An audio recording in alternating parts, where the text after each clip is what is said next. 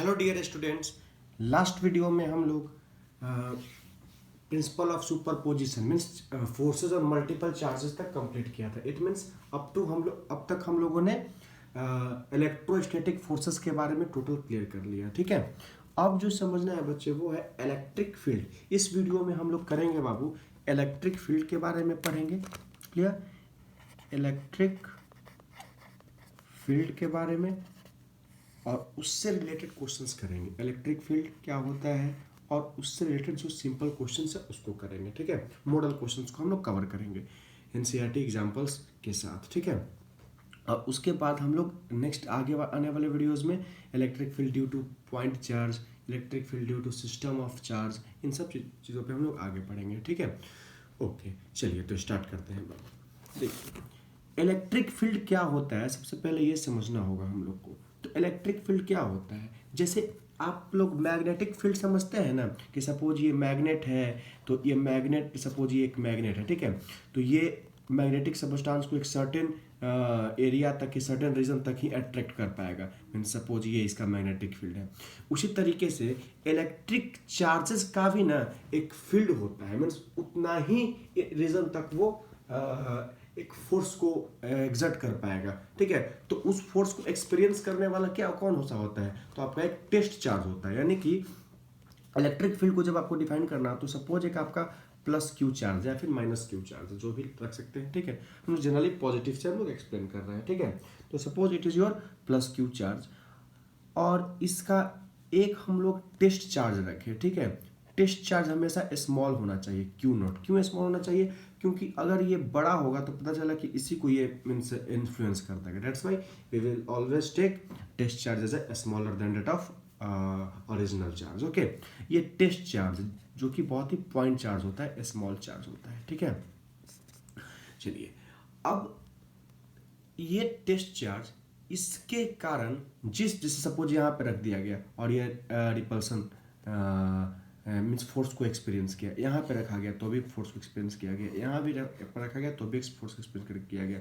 Means जिस reason तक, जिस क्षेत्र तक ये फोर्स को एक्सपीरियंस करेगा उसको हम लोग, उस प्रॉपर रीजन को हम लोग क्या कहेंगे, इलेक्ट्रिक फील्ड कहेंगे। ठीक है, यही चीज लिखा हुआ है। Means the space around a stationary charge, लेकिन जो ये चार्ज होना चाहिए, क्या होना चाहिए, स्टेशनरी होना चाहिए, यानी कि फिक्स होना चाहिए। in which a test charge experiences a force is known as electric field। उसको हम लोग क्या कहते हैं, इलेक्ट्रिक फील्ड कहते हैं। कोई दिक्कत?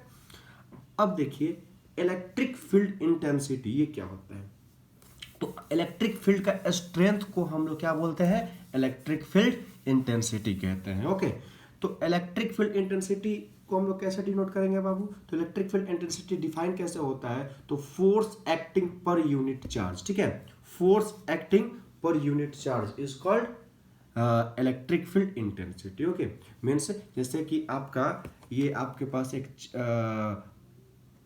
स्टेशनरी चार्ज है और ये आपके पास एक क्यू नोट टेस्ट चार्ज है, तो ये चार्ज पे कितना यूनिट फोर्स इस इन चार्ज एक्सपीरियंस करेगा, तो इस चार्ज पे मीन्स ये यूनिट चार्ज पे कितना फोर्स लग रहा है, उसी को हम लोग क्या बोलते हैं, इलेक्ट्रिक फील्ड इंटेंसिटी। यानी कि E इज इक्वल टू क्या होगा, F by per unit charge means unit charge is Q not. Okay, this one is electric field intensity. ये आपका वेक्टर क्वांटिटी है, तो ये भी क्या होता है बाबू, vector quantity. Means electric field intensity क्या होता है, वेक्टर क्वांटिटी होता है। अगर इसका एसआई यूनिट समझ में क्लियर कीजिएगा तो क्या होगा एसआई यूनिट बाबू, फोर्स का न्यूटन और चार्ज का कूलम, यानी कि सिंपली कॉल्ड एज न्यूटन पर कूलम। ओके, ये इसको कहा जाता है। क्लियर? और इसका डिराइव्ड हम लोग इलेक्ट्रोस्टैटिक्स में मीन्स करंट इलेक्ट्रिसिटी में पढ़ेंगे। इलेक्ट्रिक फील्ड इंटेंसिटी का होता है आपका वोल्ट पर मीटर भी होता है। ठीक है, electric field means current electricity में इसको हम डिराइव करेंगे, ध्यान रखिएगा। ठीक है, उसके बाद ये हो गया आपका, कोई दिक्कत, एसआई यूनिट हो गया। डायमेंशन क्या होगा बाबू, डायमेंशन आप लोग को ऑलरेडी पता होना चाहिए, बना लेना आता होगा। फोर्स क्या होता है, फोर्स का न्यूटन, न्यूटन यानी कि MLT-2 अपॉन क्यू नॉट का A1 T1। ठीक है, अब ये ऊपर जाएगा तो क्या हो जाएगा, MLT तो -3 हो जाएगा और A -1। ठीक है, ये डायमेंशन। ओके, यहाँ तक हमने यही चीज़ लिखा होगा यहाँ। ठीक है, अब देखिए बाबू, अगर E is equal to F by q naught है तो इससे हम लोग और कौन सा फिजिकल यूनिट डिराइव कर सकते हैं? तो एक होता है फोर्स, इलेक्ट्रोस्टैटिक फोर्स को भी हम लोग यहाँ से डिनोट कर सकते हैं। E is into Q note means electrostatic force क्या होगा? Electric field into charge. ठीक है, यही होता है इसका फिजिकल सिग्निफिकेंस। ये चीज़ हम यहाँ लिखे हुए हैं। Means physical significance electric field का क्या होगा? तो electrostatic force is equal to electric field into charge. Okay, ये आपका इलेक्ट्रिक फील्ड का बेसिक कॉन्सेप्ट। ठीक है, अब आगे आने वाले वीडियो जो हम लोग पढ़ेंगे electric field due to point charges, electric field due to system of charges, वो सब भी है। लेकिन अभी यहाँ पर समझिए आप कि कुछ क्वेश्चन से रिलेटेड कर लेते हैं। Electric field means general formula आपका क्या यूज होगा यहाँ पर? E is equal to F by q naught, और है आपके पास क्या? F is equal to E into q naught. यही फार्मूला हम लोग कुछ क्वेश्चन अभी यहाँ पे करेंगे। बहुत ही इंपॉर्टेंट क्वेश्चन है जो CBSE में आ चुका है, उस लेवल का हम लोग क्वेश्चन करेंगे। ठीक है, देखिए तो पहला, ये भी CBSE में आ चुका है ये क्वेश्चन। क्वेश्चन क्या कह रहा है? क्वेश्चन को ध्यान से समझना, उसके बाद सॉल्व करना है। क्वेश्चन क्या कह रहा है बाबू? Calculate electric field strength required to just support a water drop of mass 10 to the power -3 kg and having charge of 1.6 into 10 to the power -19 coulomb. Means एक वाटर ड्रॉप को means water drop को suspend होने में means लटकने में कौन सा क्या मीन्स ये इलेक्ट्रिक फील्ड का स्ट्रेंथ बताना जो उसको सपोर्ट करे। ठीक है, ये चीज़ हम लोग को समझना है। ठीक है, तो इसको देखिए बताते हैं। यहाँ पर आपको ऑलरेडी मास ऑफ ड्रॉप दिया हुआ है और चार्ज ऑफ ड्रॉप दिया हुआ है। ठीक है, तो इसको बताते हैं। ऐसा तो हम ऑलरेडी बनाए हुए, लेकिन आप फिर देख लीजिए। जैसे कि फोर्स ऑन इलेक्ट्रिक फील्ड क्या है? जैसे अगर ये वाटर ड्रॉप है, इसको अगर सस्पेंडेड रहना है तो जो इलेक्ट्रिक फील्ड का फोर्स होगा वो इसके वेट को बैलेंस कर देगा, इक्वल कर देगा, तभी ना जाकर के ये बैलेंस रहेगा। यानी कि force on electric field, force of electric field is equal to क्या हो जाएगा? वेट ऑफ वाटर ड्रॉप, है कि नहीं? Weight of water drop. अच्छा, से मैं लिख देता हूँ। देखिए, जैसे force of electric field is equal to क्या हो जाएगा? वेट ऑफ वाटर ड्रॉप, तब ना जाकर के ये बैलेंस करेगा और ये मीन्स सपोर्टेड रहेगा उससे। तो अब एक बात बताइए, इलेक्ट्रिक फील्ड फोर्स का फॉर्मूला क्या होता है बाबू? F is equal to QE होता है कि नहीं बताइए। और ये किसके बराबर होना चाहिए? तो वेट ऑफ वाटर ड्रॉप, इसका फॉर्मूला क्या होता है? Mass into acceleration due to gravity. Clear, हम लोग को ही ना निकालना है। क्वेश्चन क्या कह रहा है? देखिए, calculate the electric field strength means electric field का स्ट्रेंथ आपको रिक्वायर्ड, यही फाइंड करना है, मीन्स E फाइंड करना है। तो E इज इक्वल टू क्या हो जाएगा? mg/q। बस वैल्यू पुट कीजिए। m का वैल्यू कितना है आपके पास? 10 to the power -3। ठीक है, गिवन है क्वेश्चन में वाटर ड्रॉप का वेट। हाँ, उसके बाद g का वैल्यू हम लोग 9.8 लेते हैं। एंड चार्ज भी दिया हुआ है, देखिए 1.6 into 10 to the power -19 coulomb. एक का ना दिया हुआ है चार्ज, हाँ ये आपका चार्ज दिया हुआ है। एक ही वाटर ड्रॉप है, तो क्या हो जाएगा बाबू? 1.6 इंटू 10 to the power -19। जब इसको हम लोग सॉल्व करेंगे तो आंसर क्या आएगा? 6.125 into 10 to the power 12 Newton पर कूलम। ओके, ये हो गया बाबू आपका एक क्वेश्चन। ठीक है, जो कि CBSE में ये आ चुके हैं क्वेश्चन बाबू। उसके बाद देखिए एक और क्वेश्चन। ये क्वेश्चन कहता है बच्चे आपका, देख लीजिए, पढ़ लीजिए एक बार, कि calculate the voltage needed to balance an oil drop carrying 10 electron when located between plates of capacitor which have are 5 mm apart. ठीक है, जो कि 5 मिलीमीटर अपार्ट है, which are 5 millimetre apart. The mass of oil drop is 3 into 10 to the power -6 kg। ठीक है, देखिए capacitor पता है क्या होता है? कैपेसिटर क्या होता है? कैपेसिटर एक प्लेट होता है जिसमें ये यूनिफॉर्म प्लेट होता है, प्लस और माइनस के हम लोग करंट इलेक्ट्रिसिटी में पढ़ेंगे, तो ये इसके बीच का डिस्टेंस होता है, ये 5 मिलीमीटर दिया हुआ है। तो 5 मिलीमीटर को हम लोग मीटर में चेंज कर सकते हैं, है ना। तो 5 millimetre is equal to metre में चेंज कीजिएगा तो क्या होगा बताइए? 5 इंटू 10⁻³ मीटर हो जाएगा। तो अब देखिए बहुत ही आसान है। जैसे electric field on oil drop is equal to weight of oil drop, तब ना जाकर के बैलेंस होगा। इलेक्ट्रिक फील्ड जैसे ऑयल ड्रॉप आपका इस तरीके से नीचे की तरफ मूव कर रहा है, अब इसको सपोर्ट करना है, इसको सपोर्ट करना है, मीन्स इसको स्टेशनरी रखना है ना, लिख रहा हुआ है calculate the voltage needed to balance करना है। तो उसके लिए जो इलेक्ट्रिक ये आपका ऑयल ड्रॉप का वेट हो जाएगा इस तरीके से mg इस डायरेक्शन में, और इलेक्ट्रिक फील्ड जो ऊपर की तरफ लग रहा है ये इसको क्या करेगा, अगर इसको ये दोनों इक्वल हो जाएगा तब ना ये बैलेंस कर देगा एक दूसरे को। तो यही चीज़ हम लोग को वोल्टेज फाइंड कर पूछ रहा है, कितना वोल्टेज रिक्वायर्ड होगा, ठीक है। तो देखिए हम लोग करंट इलेक्ट्रिसिटी में पढ़ेंगे, E is equal to electric field is equal to एक फॉर्मूला होता है V/D, ठीक है। तो V इज इक्वल टू क्या हो जाएगा, E इंटू डी, ये चीज़ याद रखिएगा। ये हम लोग पढ़ेंगे करंट इलेक्ट्रिसिटी में, ओके। देखिए तो means electric field on oil drop is equal to क्या होता है, इलेक्ट्रिक फील्ड का फॉर्मूला, इलेक्ट्रिक फील्ड इंटेंसिटी का QE होता है ना, इलेक्ट्रिक फील्ड QE, क्लियर होता है कि नहीं? क्योंकि देखिए electrostatic force not electric field, देखिए क्या होगा, E is equal to F/Q0, हाँ now F is equal to QE, clear हो गया। और ये किसके बराबर होगा, weight of the oil drop. तो weight of the oil drop कितना है, mg, ठीक है। अब ऑलरेडी मैं अभी बताया E is equal to V/D होता है, तो Q इज इक्वल टू क्या हो जाएगा, V/D। ये किसके बराबर होना चाहिए, mg का। अब वोल्टेज पूछ रहा है बाबू, तो वोल्टेज इज इक्वल टू क्या हो जाएगा, क्रॉस मल्टीप्लिकेशन कर दीजिएगा तो mg/d/q, क्लियर। बस वैल्यू पुट कर दीजिए, V इज इक्वल टू ये क्या दिया हुआ है आपका mg, मीन्स mg का वैल्यू कितना होता है बोलिए, मास कितना दिया हुआ है आपका 3 इंटू 10⁻⁻16 दिया हुआ है, देखिए kg। g का वैल्यू 10 हम लिए हैं। उसके बाद d, ये d क्या है, distance between the plates of the capacitor, ये आपको 5 मिलीमीटर दिया हुआ था, तो 5 इंटू 10⁻³ मीटर हो जाएगा।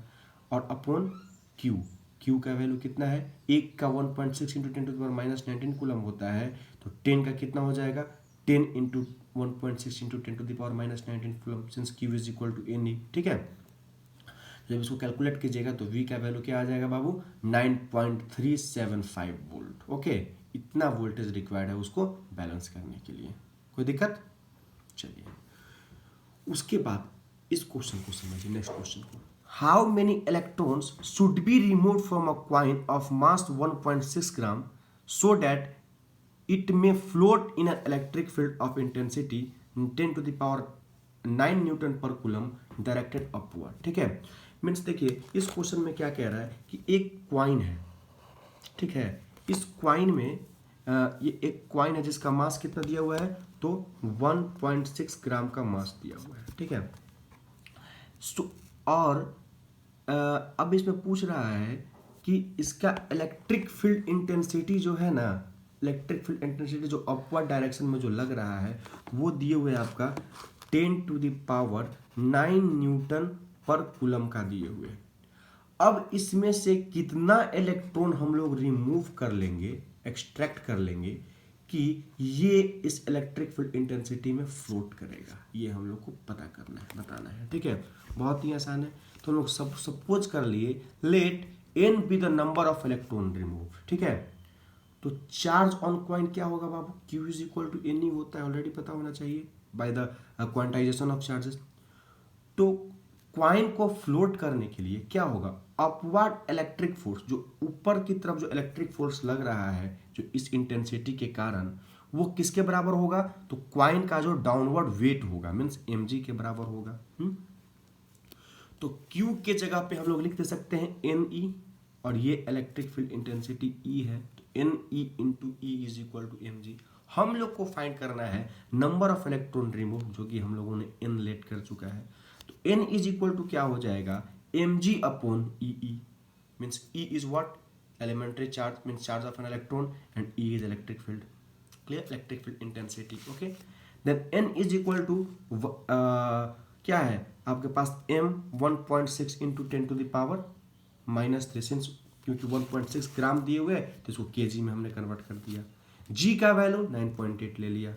उसके बाद E का वैल्यू कितना होता है मीन्स इलेक्ट्रॉन का चार्ज 1.6 इंटू 10⁻⁹ और electric field intensity already given 10⁹ solve कीजिएगा तो कितना n का वैल्यू कितना हो जाएगा 9.8 into 10⁻⁷ electrons means number of electron should be removed is equal to 9.8 into 10⁻⁷ electrons. Very easy question है, क्लियर। उसके बाद देखिए ये तो और बहुत ज़्यादा आसान है। देखिएगा इसमें क्या कह रहा है, a pendulum of mass 80 gram 80 milligram not 80 gram 80 milligram carrying a charge of 2 into 10⁻⁸ coulomb is at rest in an horizontal uniform electric field of 2 into 10⁴ volt per metre. देखिए इलेक्ट्रिक फील्ड का एक और होता है ना volt per metre, since E is equal to V/dV होता है, हम लोग करंट इलेक्ट्रिसिटी में उसको डिराइव करेंगे। ओके, अब पूछ रहा है इसमें find the tension in thread of a pendulum and angle it makes with vertical. Very easy question. देखिए ये है आपका एक सपोज हॉरिजॉन्टल प्लेन है, ठीक है, और ये पेंडुलम का मीन पोजीशन है, और सपोज ये थीटा एंगल से ये क्या कहते हैं उसको खींच इसको एक्सटेंड किए हुए हैं थीटा एंगल से, ठीक है। अब इसमें फाइंड करना है कि इस इलेक्ट्रिक फील्ड के कारण ये पूरा इक्विलिब्रियम में है, ठीक है, इलेक्ट्रिक फील्ड के कारण ये इक्विलिब्रियम में मीन्स यहीं पर है, तो यहाँ पर इस पोजीशन में ही है, तो इस पोजीशन में इसको सस्टेन रहने के लिए मीन्स इक्विलिब्रियम रहने के लिए ये जो लेंथ ऑफ थ्रेड है इस पे कितना टेंशन लगा जा रहा है और ये थीटा का वैल्यू क्या है हम लोग को ये पूछना है, ठीक है। तो हम लोग सपोज सबसे पहले लेट कर लेंगे कि ये जो इंक्लाइंड है थीटा एंगल से इंक्लाइंड है, ठीक है। जो थीटा एंगल से जब ये इंक्लाइंड हो जाएगा बाबू तो इस पे जो टेंशन लगेगा, टेंशन ऑलरेडी पता है कि ये इसके ऑपोजिट लगता है थ्रेड के, तो ये इस डायरेक्शन में है ऐसे, तो टेंशन थ्रेड इस तरीके से लगेगा। तो अगर ये वाला वैल्यू थीटा है तो ये भी थीटा हो जाएगा एंगल। अब हम लोग इसको दो कंपोनेंट में तोड़ दिए, हॉरिजॉन्टल कंपोनेंट और वर्टिकल कंपोनेंट। ऑलरेडी पता है वेक्टर के कारण कि थीटा का जो कॉरेस्पॉन्डिंग साइड होता है वो टी कॉस थीटा होता है और उसके परपेंडिकुलर वाला साइन कंपोनेंट होता है, तो ये टी कॉस थीटा और ये टी साइन थीटा, ठीक है। इस टी कॉस थीटा को बैलेंस करेगा मास मीन्स वेट, तो ये वेट है mg। इस टी साइन थीटा को कौन बैलेंस करेगा बाबू, तो इस पे जो इलेक्ट्रिक फील्ड लग रहा है QE है कि नहीं, कोई दिक्कत ये चीज, और ये टोटल इक्विलिब्रियम में है यानी कि T cos theta is equal to mg and QE is equal to T sine theta. बस इसी को इक्वेट कर देना, हमारा सॉल्व हो जाएगा क्वेश्चन। देखिए तो T sine theta is equal to QE first equation, तो T sine theta and T cos theta is equal to mg। अब अगर दोनों को डिवाइड कर दीजिएगा तो T sine theta by T cos theta is equal to QE by mg हो जाएगा, तो टी से T cancel, sine theta by cos theta tan theta is equal to solve कीजिएगा तो आपको अबाउट टू भी 0.5 आएगा, ठीक है, और टैन इनवर्स ऑफ 0.5 27 डिग्री होता है, क्लियर। अब और देखिए ये हो गया आपका थीटा का वैल्यू मीन्स 27 डिग्री से इंक्लाइंड है, ठीक है। उसके बाद पूछ रहा है कि टेंशन कितना होगा, तो कोई भी दोनों में से कोई भी इक्वेशन को ले लीजिए, हमने 1 को लिया है तो क्या दिया हुआ है T sine theta is equal to QE, then T is equal to QE by sine theta means Q का वैल्यू 2 इंटू 10⁻⁸ एंड E कितना दिया हुआ है 2 इंटू 10⁴ एंड साइन थीटा का वैल्यू कितना है बाबू 27 डिग्री। बस सॉल्व कीजिए इसको, ये वाला आपके पास इतना न्यूटन का टेंशन इस स्ट्रिंग में लग रहा है, ओके क्लियर। उसके बाद नेक्स्ट जो क्वेश्चन है बच्चे वो NCERT का क्वेश्चन है, बहुत ही आसान क्वेश्चन है, ध्यान से समझिएगा इसको। कहता है an electron falls through a distance of 1.5 centimeter in a uniform electric field of magnitude 2.0 into 10⁻⁻4 Newton per coulomb. The direction of field is reversed, keeping its magnitude unchanged, and a proton falls through the same distance in figure 1.4b. ये figure यहाँ पे 1.4a था, ये 1.4a का ये situation है, 1.4b का ये सिचुएशन है। Compute the time of fall of in each case, means अब दोनों केस में आपको प्रोटॉन का फॉल का टाइमिंग कैलकुलेट करना है। Contrast the situation with that of free fall under gravity, means under the gravity के इन्फ्लुएंस में, नो एक्सटर्नल फोर्सेस पे अप्लाइड हो रहा है, आपको फाइंड करना है। कोई दिक्कत? चलिए इसको ध्यान से समझिए, बहुत ही आसान चीज़ है ये। देखिए ये आपका जैसे फर्स्ट फिगर दिया हुआ है कि ये आपका निगेटिव साइड है और ये आपका पॉजिटिव साइड है। और इलेक्ट्रॉन को फॉल कराया जा रहा है नीचे से ऊपर से नीचे की तरफ। क्लियर? और इलेक्ट्रिक फील्ड का जो डायरेक्शन होता है ना, वो होता है पॉजिटिव टू नेगेटिव, याद रखिएगा। आगे इलेक्ट्रिक फील्ड लाइन से भी हम बताएंगे। इलेक्ट्रिक फील्ड जो फ्लो करता है वो पॉजिटिव टू नेगेटिव फ्लो करता है, ठीक है। तो इलेक्ट्रिक फील्ड लाइन इस तरीके से जाएगा। कोई दिक्कत? अच्छा, तो अब बताइए टाइम फाइंड करना है, तो टाइम का हमारे पास जनरल फॉर्मूला कैसे हम लोग फाइंड करेंगे?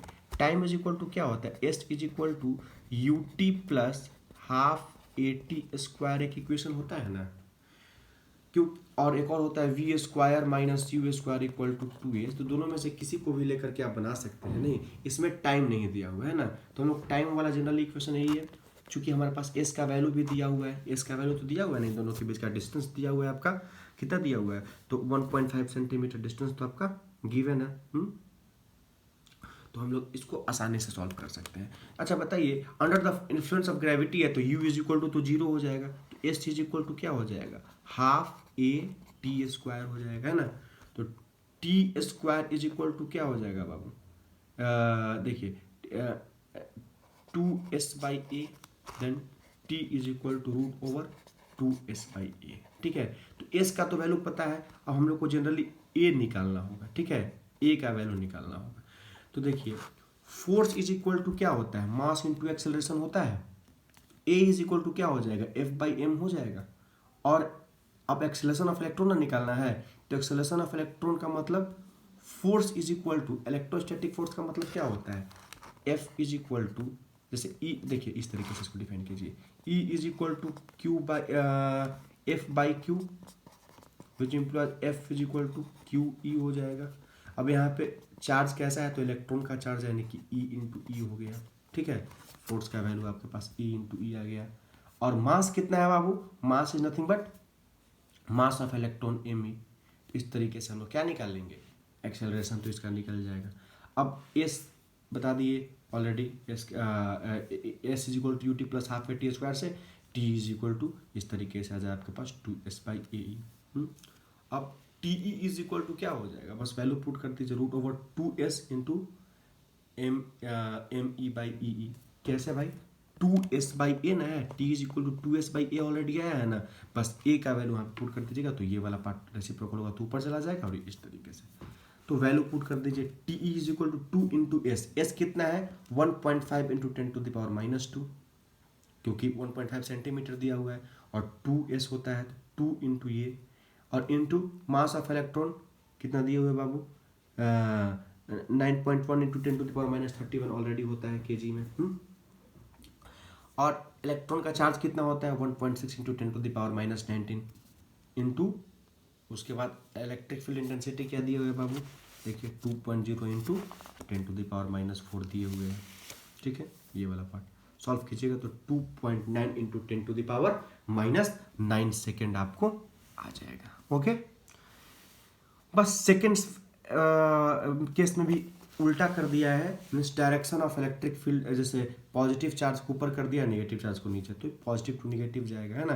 तो इलेक्ट्रिक फील्ड इंटेंसिटी जो है वो आपका बस अपवर्ड डायरेक्शन में फोर्स लगाएगा इसका, सॉरी ये डाउनवर्ड डायरेक्शन में आ रहा था, अब इसमें इलेक्ट्रिक फील्ड इंटेंसिटी अपवर्ड में जा रहा था, बस यही अंतर हो जाएगा।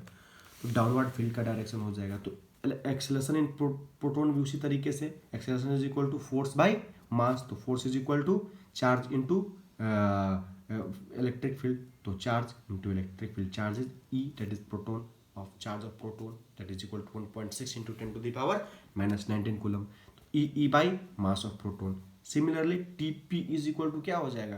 दैट मीन्स टाइम क्या होता है? Time is equal to 2s/a, तो 2s by acceleration of proton, ठीक है।